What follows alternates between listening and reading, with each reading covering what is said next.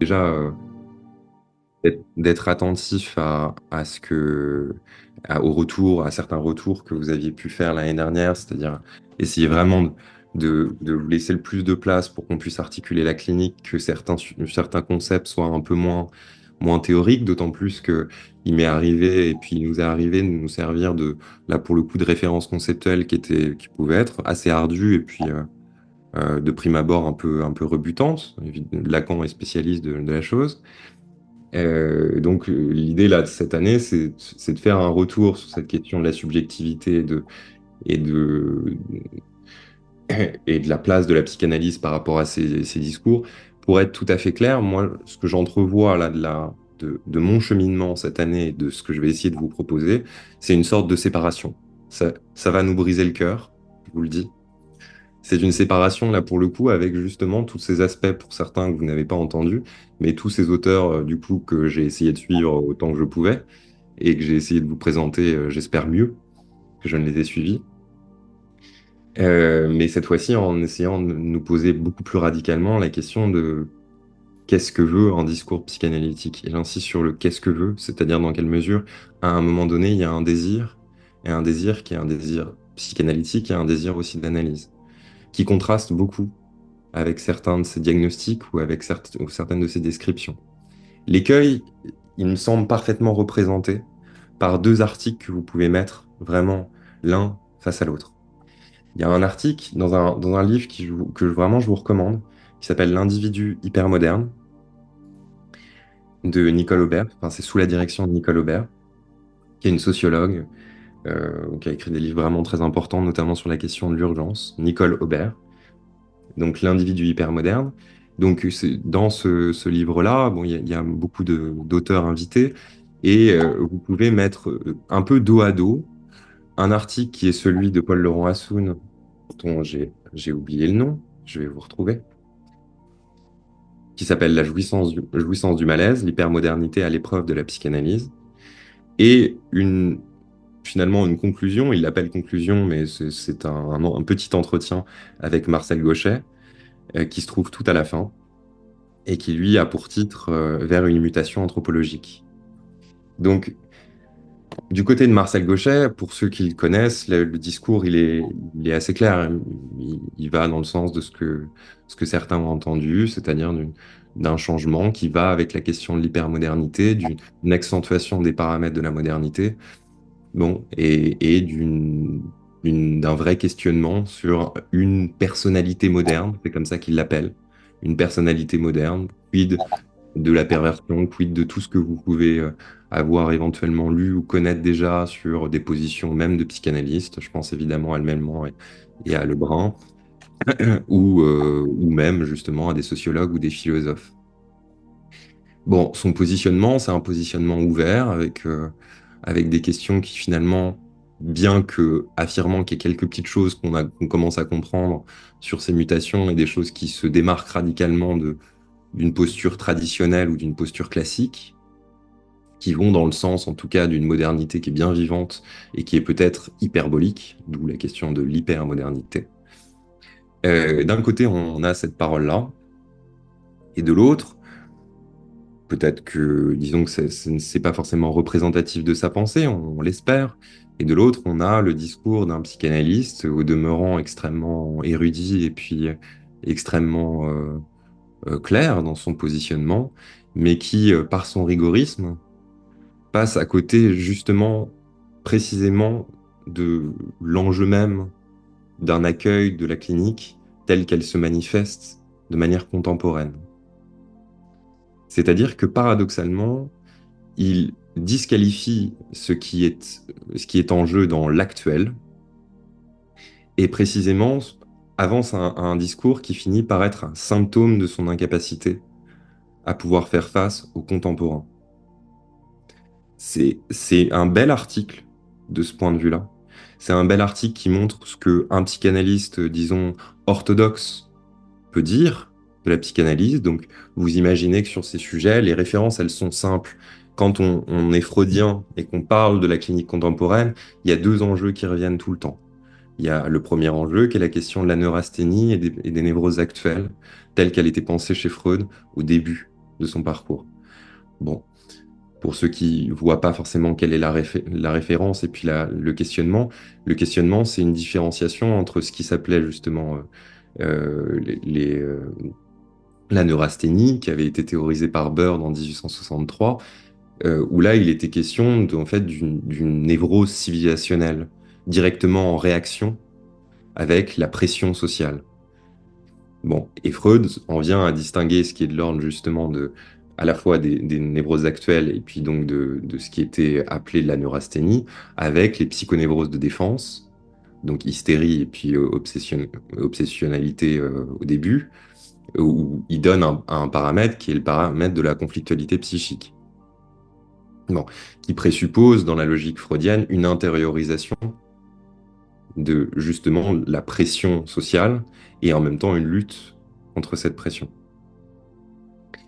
Donc ça, c'est le premier élément qui est toujours rappelé par les psychanalystes. Soit, pourquoi pas. Ça a lieu d'être pensé.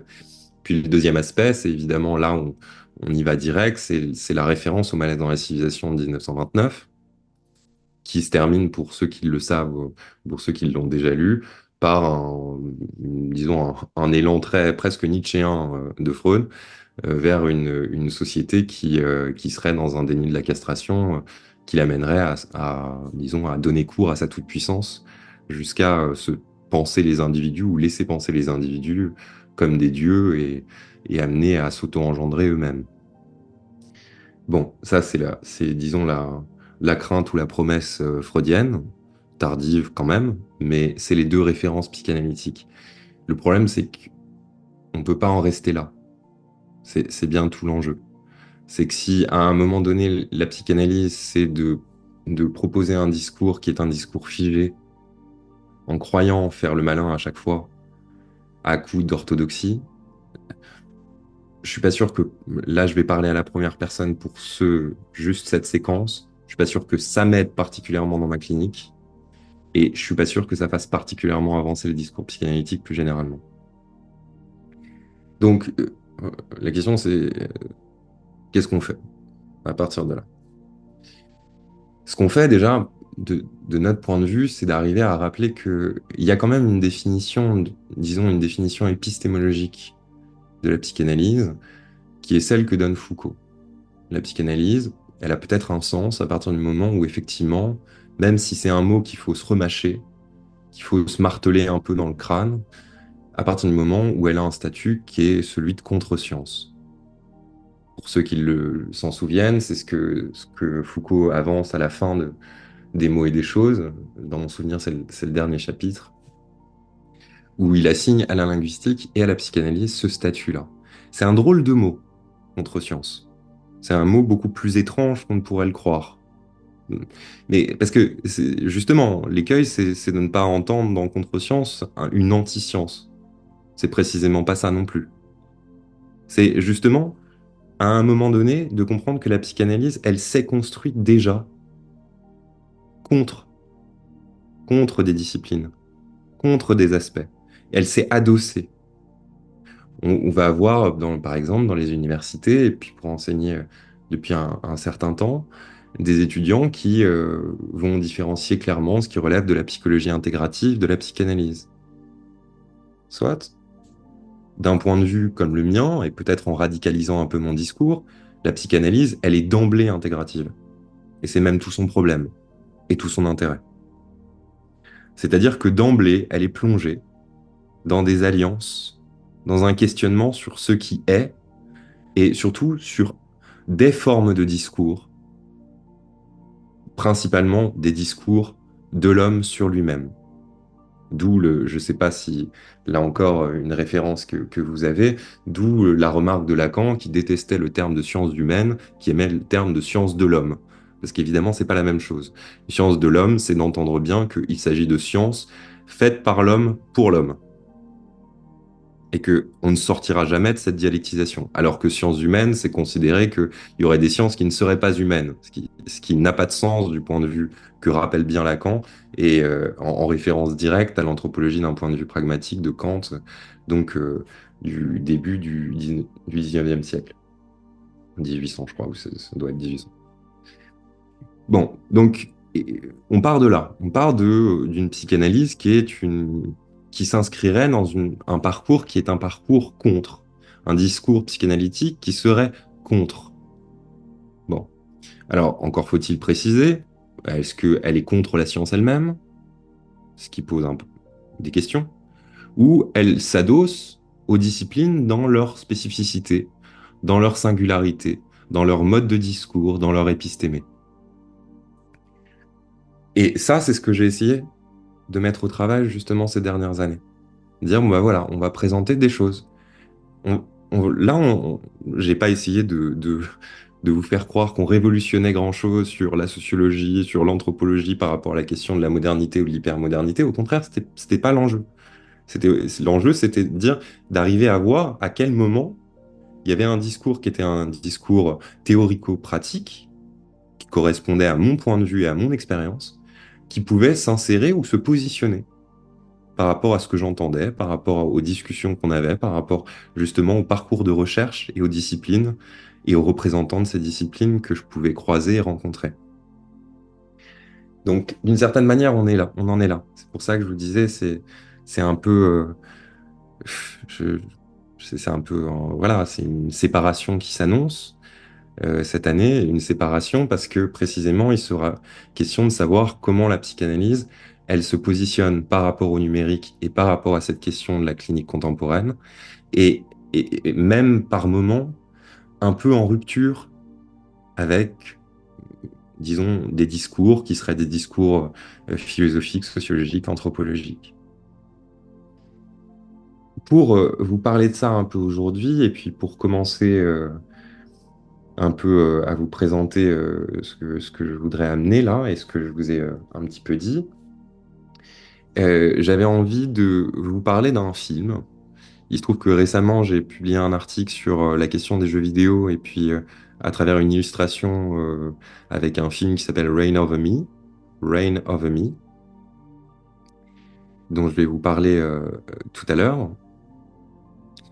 Et je voulais un petit peu vous parler de ça parce que ce qu'il y a d'intéressant dans ce film, donc c'est un film que je vais vous présenter. Donc c'est un film qui est de 2007, qui a été donc réalisé par Mike Bender. Si vous avez l'occasion, regardez-le. Donc il met en scène en fait deux personnages principaux. Un personnage qui s'appelle Alan Johnson, qui est présenté comme un homme noir new-yorkais, marié, avec des enfants, dentiste, très responsable, en costume cravate. On a toute la panoplie de l'adulte responsable, engagé dans sa vie pleinement, dans ses projets, et aussi dans ses obligations. Donc, et un autre qui s'appelle Charlie Feynman, qui est joué par Adam Sandler, ce qui d'ailleurs, en tout cas, moi, je connaissais Adam Sandler comme comédien, mais je le connaissais pas dans des rôles qui pouvaient être des rôles, disons, plus tristes, plus profonds, et je le connaissais surtout dans des rôles comiques. Ou parce que Charlie Feynman joue, donc, est le personnage que joue Adam Sandler, et il est censé en fait représenter quelqu'un qui a perdu sa famille durant les attentats du 11 septembre et qui vit depuis euh, un peu perdu dans son appartement. Il a pas de travail, il semble pas sortir beaucoup. Il est présenté comme faisant principalement quatre activités. Il est présenté comme un personnage qui fait de la batterie, qui passe son temps à refaire la cuisine, et puis qui joue aux jeux vidéo et qui prend sa trottinette pour errer dans les rues de New York, ou pour se déplacer dans les rues de New York. Bon, donc on a vraiment deux styles de personnages. Il se trouve que Charlie Feynman et puis donc Alan Johnson, ils étaient colocataires quand ils étaient à l'université pour devenir dentistes, tous les deux. Et donc, ils se sont pas vus depuis une dizaine d'années. Ils ont construit leur vie respectivement, un peu aux antipodes.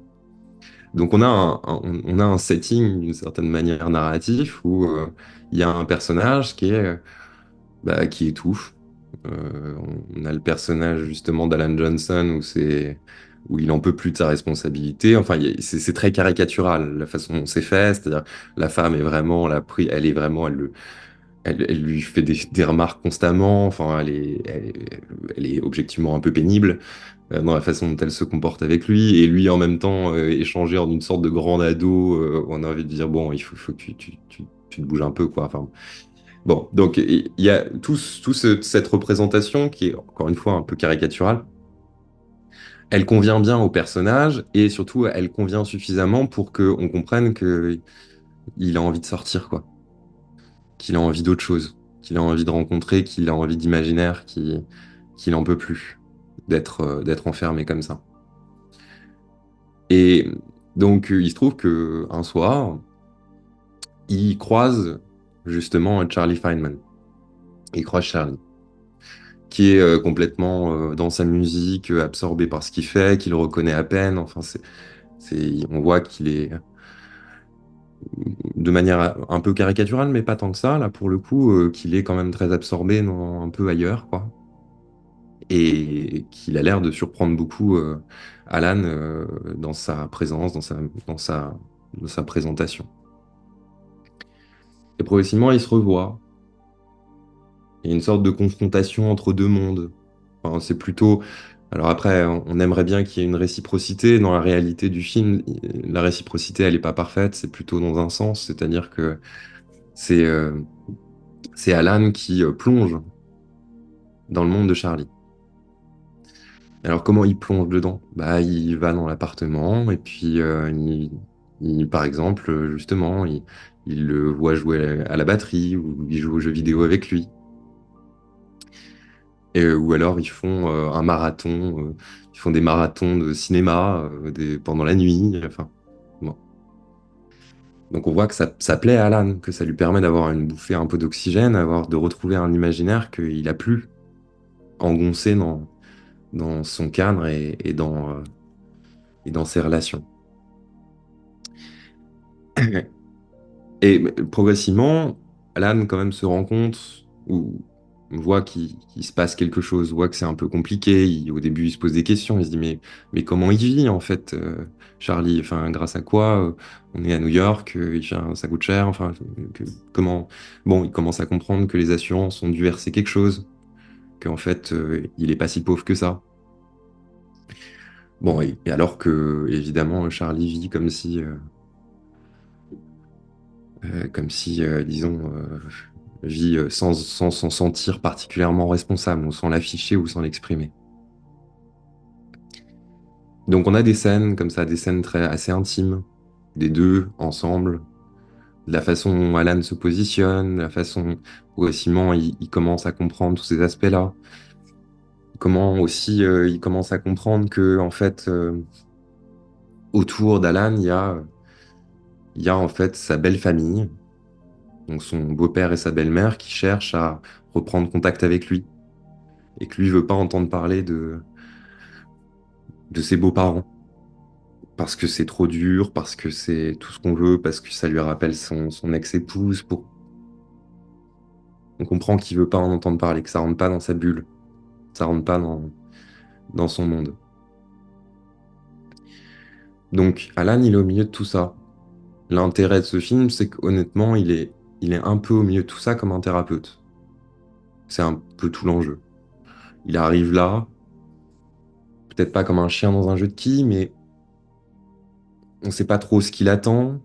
Il y a un vrai désir de le voir, mais il donne pas particulièrement de lui ou on lui demande pas particulièrement de donner lui. En tout cas, il n'y a pas forcément de désir de ça, d'explorer ce qu'il vit lui.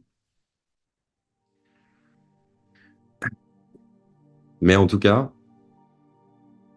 il y a un personnage qui commence à rentrer un petit peu plus dans la vie de Charlie. Et un de ces cadres d'intimité, c'est donc des, des parties de jeux vidéo. Des parties de jeux vidéo autour d'un jeu spécifique, qui est un jeu de 2005, qui s'appelle Shadow of the Colossus, qui est un jeu dont je vous avais déjà parlé les dernières années, parce que c'est un jeu aussi qui a marqué l'histoire des jeux vidéo. Parce que c'est un jeu très très mélancolique. En plus de ça, c'est un des rares jeux qui, ça j'ignorais, mais Olivier devait le savoir, qui a été réédité aussi pour les différentes consoles. Enfin, donc qui a fait, je crois qu'il était sorti pour PlayStation 2 à l'époque. Donc c'est vraiment des anciennes générations de consoles. Puis après, il a été actualisé. Je crois que même que maintenant, il y a une jouabilité sur la PlayStation 5. Bon, donc ils ont actualisé le jeu.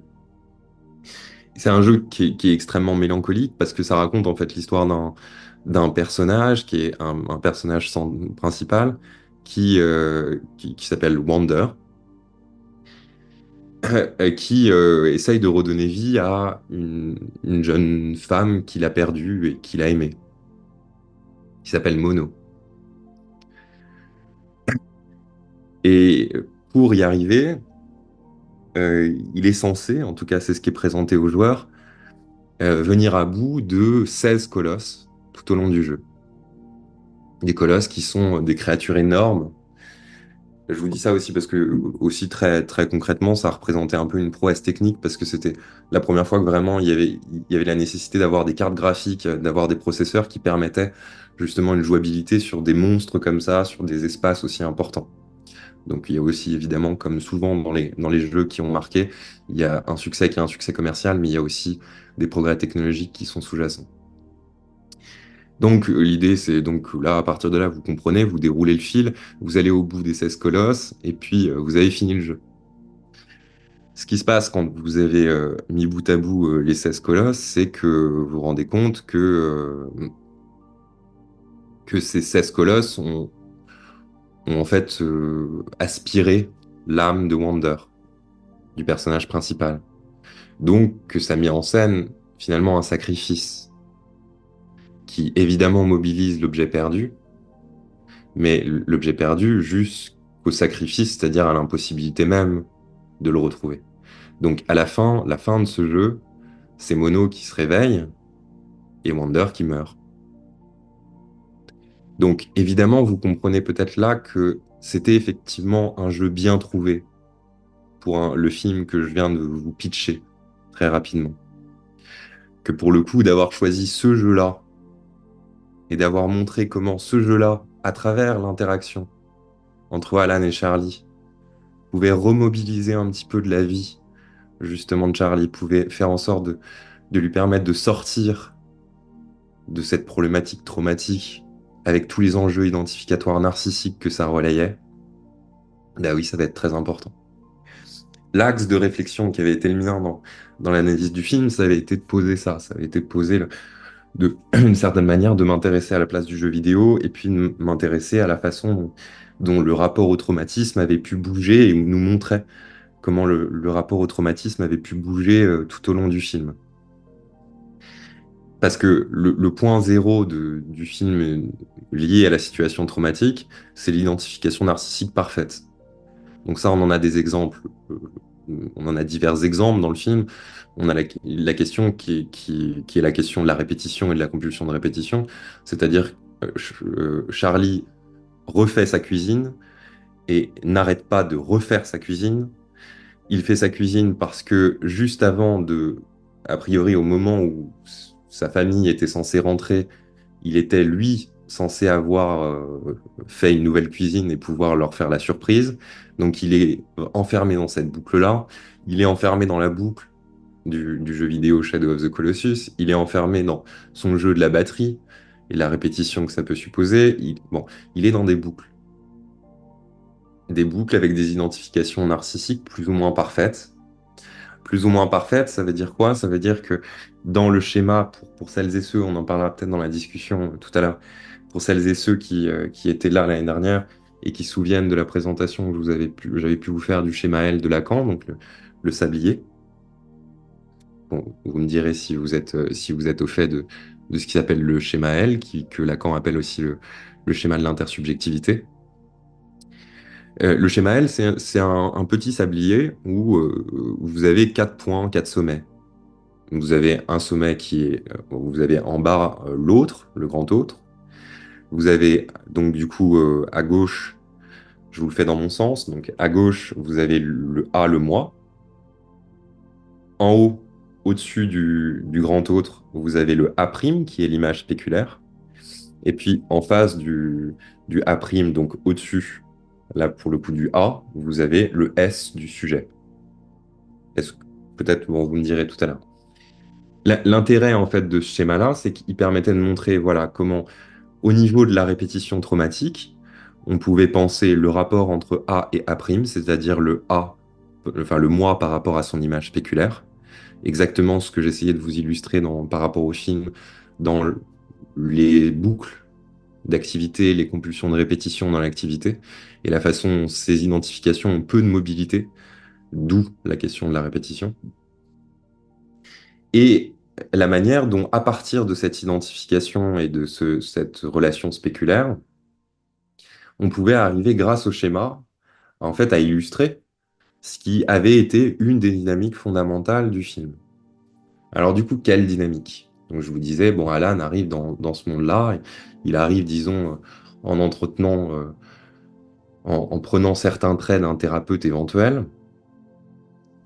Bon, il arrive dans ce monde-là en voyant quoi? Bah déjà, il voit qu'effectivement, Charlie est enfermé dans ces activités-là, qu'il est désociabilisé, qu'il est déconnecté. Il voit aussi qu'il y a des choses qu'il rejette, mais là, pour le coup, violemment, notamment ses beaux-parents. Donc, il voit que quelque chose de la position, qui est la position justement du S dans le schéma L, qui correspond à la position des beaux-parents de Charlie, est complètement mise de côté. Précisément parce que Charlie ne veut pas veut rien en savoir, que de se confronter à cette position subjective, est quelque chose de trop douloureux pour lui. Alors évidemment, qu'est-ce qu'elle charrie, cette position subjective? Elle charrie à la fois les représentations qui vont avec sa famille, avec son histoire, avec le traumatisme, et donc avec la perte. Donc de ce point de vue-là, on comprend qu'il n'arrive pas à faire tenir cette position subjective parce qu'elle le renvoie évidemment à la perte, à la nostalgie de tout ce qu'il a perdu.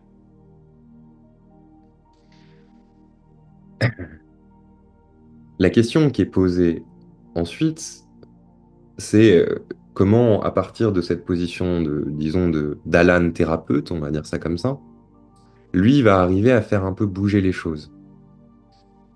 Disons qu'il voit donc qu'il y a des positions privilégiées qui relèvent d'identification narcissique, et par ailleurs que un certain rapport à la subjectivité de Charlie est complètement mise de côté. Donc comment il fait? La position d'Alan dans le film, elle est assez judicieuse et elle illustre assez bien ce que Olivier a pu vous présenter même à certains moments concernant les groupes et concernant son travail avec les enfants autistes. C'est-à-dire qu'elle illustre une position de témoin clinique. Dans un premier temps, c'est ça dont il s'agit, d'être un témoin, d'être là. C'est effectivement pour aller, disons, pour être en réponse avec certaines choses qu'on peut travailler avec Mathieu Menser-Verta, c'est effectivement, en reprenant la logique lacanienne, c'est l'instant de voir. Selon la tripartition, qui est la tripartition lacanienne des temps logiques, l'instant de voir, le temps pour comprendre et le moment de conclure. Donc Alan, il arrive là exactement, il va nous déplier ces temps-là. Donc la position de témoin, c'est une position qui relève de l'instant de voir. Donc l'instant de voir, vous entendrez évidemment que c'est le moment où se construit un positionnement. C'est le moment où justement s'établit une écoute, s'établit une visibilité qui n'est pas qui est à différencier d'une visualité, c'est-à-dire une possibilité de voir, une possibilité d'entendre, une possibilité de percevoir. Donc à partir de cette position-là, il va commencer disons, assez naturellement, à bouger dans la relation, à lui poser des questions, des fois des questions dont il voudra, qui refusera même assez catégoriquement à certains moments. Donc là, il va venir titiller un petit peu, justement, la relation entre le moi et l'image spéculaire. Il va venir des fois même très doucement toucher un petit peu à la place du sujet, mais très délicatement. Et il a une intuition qui est une très juste intuition. C'est qu'il se dit, bon, bah, il faut. Ça paraît évident, et pourtant et c'est quand même bien heureux. Il se dit, bon, bah, il faudrait qu'il aille voir quand même quelqu'un, il faudrait qu'il aille voir un psychiatre. Donc là, on a un personnage qui est un personnage aussi formidable, qui est le personnage du docteur Okhurst, un nom incroyable, qui est une psychologue et qui est jouée par Liv Tyler. Je sais pas si vous voyez ce qui est Liv Tyler, c'est une enfin, disons qu'on va dire ça comme ça, ils lui ont fait jouer le rôle d'une très très belle femme. Voilà. Donc elle arrive là-dedans comme une sorte de thérapeute, objet de désir. Vraiment, et d'ailleurs il lui dit à un moment donné, il lui parle de son corps, de ses yeux, enfin, une sorte vraiment d'objet idéal, quoi, qui est posé à la fois comme à travers des attributs féminins, mais aussi il va parler de choses qui ont trait beaucoup plus à la position maternelle ou à des choses, disons, moins génitalisées. Donc il a cette très bonne intuition, pour le coup, Alan. Il se dit, bon, bah voilà, moi, je vais pas, heureusement, il se lance pas dans une croisade en se disant, je vais le faire moi-même, je vais le faire tout seul. Il comprend assez bien que, bah, lui, il va pas pouvoir faire ça. Et que, en revanche, il va falloir trouver un tiers pour pouvoir médiatiser encore la dynamique. Donc, il le soutient pour qu'il aille chez elle, et il va la voir. Elle est elle semble plutôt habile, plutôt douce, elle y va doucement sur cette question-là. Hein, elle voit qu'il s'enferme dans la musique, que dès qu'elle aborde certaines choses, il peut pas, et donc il met ses écouteurs sur les oreilles parce que c'est trop insupportable. Et elle le laisse tranquille. Donc il veut que la séance se termine parce que l'angoisse est trop importante. Soit la séance se termine. Elle, elle pousse pas. Puis à un moment donné où il y a une séance justement qui se passe de cette même manière, où Charlie est déjà en train de, parce que un des fonds disons, ou une autre des trames narratives du film, c'est que la situation avec les beaux-parents finit par tellement se brutaliser que les beaux-parents intentent enfin, une procédure judiciaire en fait à Charlie pour savoir ce qu'il en est vis-à-vis de l'argent, en fait pour pouvoir lui parler, parce que eux-mêmes sont tristes et dévastés d'avoir perdu leur fille et que ils comprennent pas l'attitude de Charlie. Enfin, ils arrivent pas à comprendre, en tout cas. Donc, il y a un risque que ça dégénère, quoi. Ou en tout cas que ça se porte sur une scène qui est une scène éminemment publique, la scène judiciaire.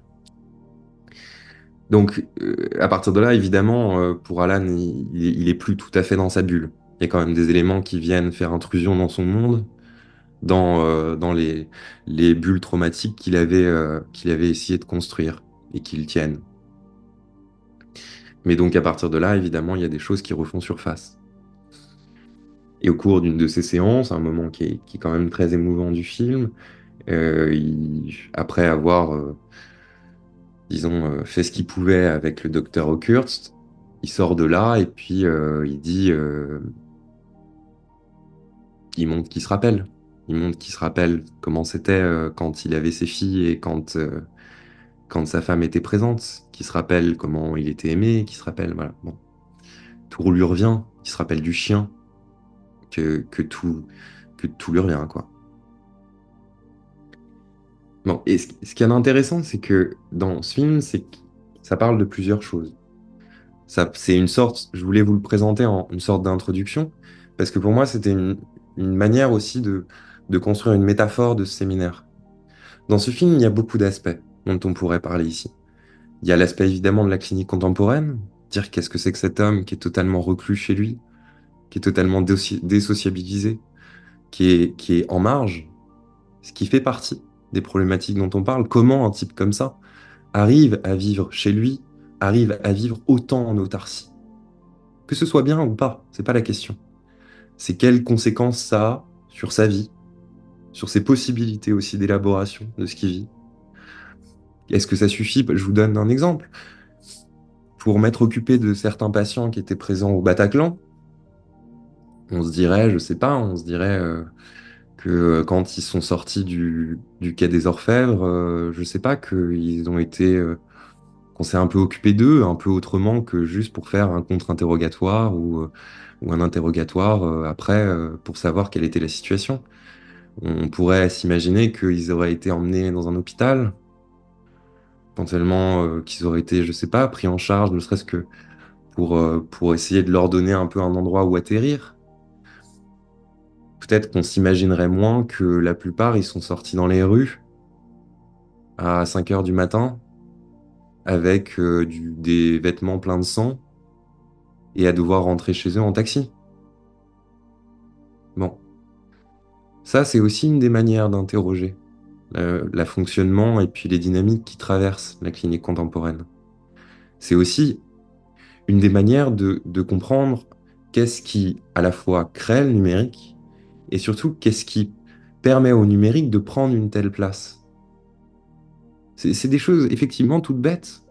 C'est que un tel qui va sortir du quai des Orfèvres avec son sac à dos qui est plein de sang et où il est complètement hagard sous l'effet de l'adrénaline et complètement enfin, déconnecté de la réalité, bah oui, il va prendre son téléphone et il va prendre un Uber.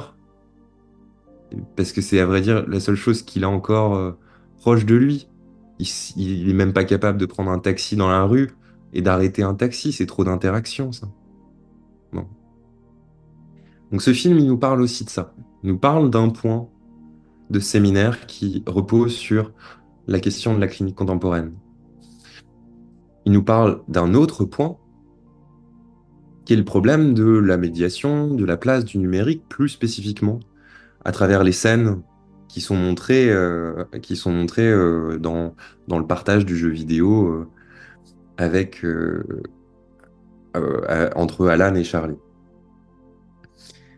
Et puis, il nous parle du numérique comme une métaphore justement de la clinique contemporaine, c'est-à-dire cet effort qui a été fait par le film de trouver exactement cet objet-là, exactement Shadow of the Colossus, qui vient illustrer, bon, vous me direz, c'est le pouvoir de la fiction, bien sûr, mais c'est le pouvoir aussi justement du numérique, d'une fiction justement, qui prend la place, prend le pas de la réalité, qui, par l'appui des outils technologiques et de la façon dont justement cette fictionnalité, elle est diffusée, elle est exprimée, qui a des capacités tellement immersives qu'à la fin, au lieu de soutenir une élaboration, elle propose parfois, en tout cas, un enfermement, une enveloppe supplémentaire éventuellement, une bulle, comme c'est le cas pour Charlie. D'interroger toutes ces différences. Il y a des grosses différences entre ces trois termes. Et alors ensuite, moi je terminerai là-dessus pour aujourd'hui.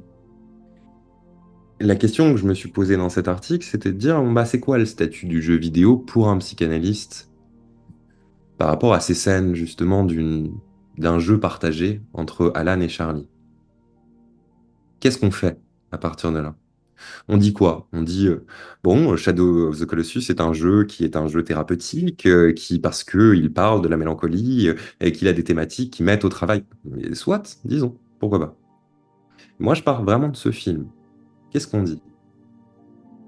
Est-ce qu'on peut supposer que le jeu vidéo en lui-même, tel qu'il est présenté dans ce film, a une potentialité d'élaboration? Tel qu'il est présenté dans le film, a priori non. Ou en tout cas, on n'en sait rien. C'est le minimum. Est-ce que le jeu vidéo, et là pour le coup on fait rentrer l'autre paramètre, c'est-à-dire le jeu vidéo comme médiation à travers la coprésence et la co-jouabilité avec Alan, permet que se reconstruise un peu la relation entre les deux? Oui. Mais donc tout de suite, dès qu'on a juste déplié ces deux questions, vous voyez qu'une fois que la deuxième question elle a été posée, on va basculer sur ce qui s'est passé très fréquemment dans nos séances, c'est-à-dire qu'on va parler de la position d'Alan, c'est-à-dire de la position du thérapeute. Et finalement, jeux vidéo, pâte à modeler ou tout ce que vous voulez, ça va passer à la trappe. Vous me direz, je suis catégorique, c'est volontaire, c'est une introduction. Bon, alors du coup, si on revient un peu en arrière, je disais première, deuxième question. Donc la deuxième, elle est pliée. On s'intéresse à la position d'Alan. On s'intéresse justement à ce que lui a de spécifique, à ce qui mobilise, ce qu'il arrive à mobiliser dans la relation, et qu'est-ce qui jouerait ou qu'est-ce qui se joue dans la médiation à travers ce jeu vidéo. Bon, mais la première question, quid du jeu vidéo et quid de ce jeu vidéo? Là, il y a une différence qui pour moi est une différence importante. Et pour le coup, une différence conceptuelle, mais quand même qui permet de déplier pas mal de choses. Pour celles et ceux qui ont déjà lu Jeux et réalité, peut-être que vous vous souvenez qu'il y a un article qui porte sur la question du sur l'utilisation et le mode de relation à l'objet. C'est une différence que fait Winnicott. Il dit une chose qui est une chose très simple. Il dit, bon, il faut différencier les deux, c'est-à-dire qu'un jeu vidéo, on peut l'utiliser de plein de manières. Mais ce qui compte pour nous, c'est la façon dont l'utilisation est conditionnée par l'analyse du mode de relation.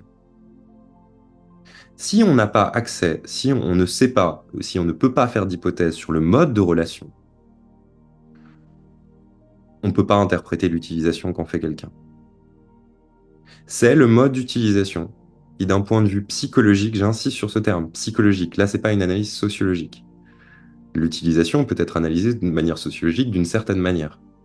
Et là, font jouer, et c'est un concept qui est tout à fait valable sociologiquement.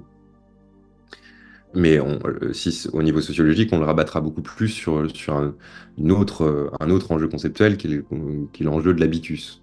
Donc Bon, en psychologie, là, pour le coup, ce que nous expose bien Winnicott, c'est que ça va tenir là-dessus.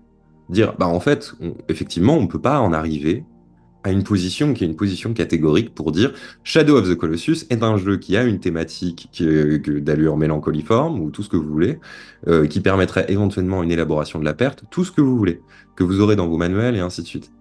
Et puis après, du coup, on est arrivé à une conclusion qui est celle de dire que ça va permettre une élaboration effectivement de la perte.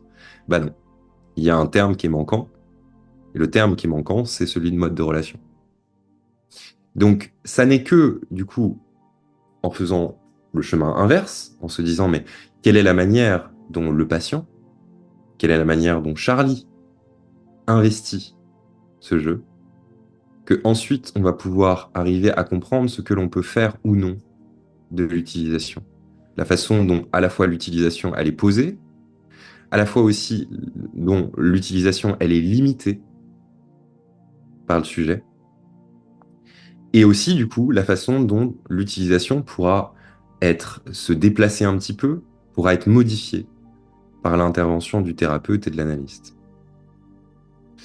Donc, je voulais vous présenter ça un petit peu aujourd'hui parce que ça permet, je trouve en tout cas pour moi, ça me permet de construire un peu un cadre sur des échanges cliniques éventuels qu'on va avoir ensemble. C'est-à-dire, ça paraît, comme c'est souvent le cas chez Winnicott, c'est-à-dire qu'à la fois c'est limité, il faut aller plus loin que ça. On ne va pas, le mode de relation et puis utilisation, il y a d'autres choses à dire, quid de l'objet, quid du sujet, et ainsi de suite. Il y a beaucoup de choses à spécifier. Mais en même temps, de pouvoir penser cette différence-là, ça permet d'éclaircir un peu plus le moment où justement, face à la question numérique, face à la question des médiations, face à la question des outils du numérique, on est du côté de l'utilisation ou alors on est du côté du mode de relation. Voilà, moi je vais m'arrêter là-dessus pour aujourd'hui. Ce que je voulais vous présenter dans une prochaine communication, je pense peut-être, ce sera peut-être en janvier ou quelque chose comme ça, quand on va en parler à la fin du séminaire. Je pense que ce sera au mois de janvier. C'est la suite, et notamment en faisant un parallèle entre ce que je viens de vous raconter et pour l'instant un autre film qui s'appelle Rain Man, que peut-être vous avez déjà vu, et de repenser justement cette question de la place, de la place du thérapeute et de la place de la fraternité et de la place de la sororité. Parce qu'il y a une chose qui, vous avez vu, je vous ai dit qu'il y avait là pour le coup deux questions qui se posaient. J'ai un peu balayé d'un revers de main la deuxième en disant bon bah là on retombe sur la question de la position du thérapeute. Bah oui, mais c'est quand même une question centrale. Donc ça c'est ce qui j'essaierai de vous proposer de mettre au travail à travers l'analyse et des remarques sur le film Rain Man. Si vous n'avez pas vu ce film, regardez-le. Je l'ai encore revu récemment, il est exceptionnel. Bon, je vous remercie de m'avoir écouté.